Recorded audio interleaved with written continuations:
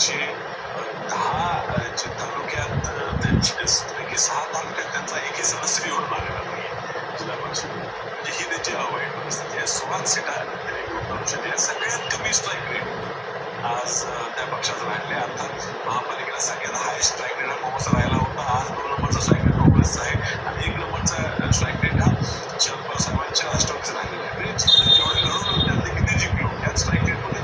महाविकास आघाडीचे 2 घटक पक्ष राष्ट्रवादी आणि काँग्रेस हे 2 आघाडीवर आहे. भाजप खूप मागे आहे.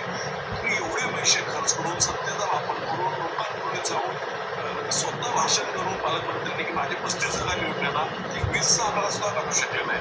आता आमच्या कुठे कुठे मैत्रीपूर्ण व्यक्ती झाल्या त्या पूर्ण चुकीचं झाल्या नसत्या तर करायची मी आधीच सांगत होतो. लोक मला नक्कीच करायचे की भाजप मिरज आणि चल या 2 तालुक्याच्या पलीकडे तुम्हाला कुठेच दिसत नाही आणि या ठिकाणी जरा फक्त आम्ही एकसाथ लढलो असतो तर एक अंकण्याच्या पुढे भाजप चालतो होता. आता एवढ्या पराभूत झालेल्या पक्षाला पुन्हा सत्तेत घुसायचं आहे एवढे का त्यांना त्या सत्तेबद्दल प्रेम आहे हे कळत नाही. लोकांनी तुम्हाला नाकारलेलं आहे.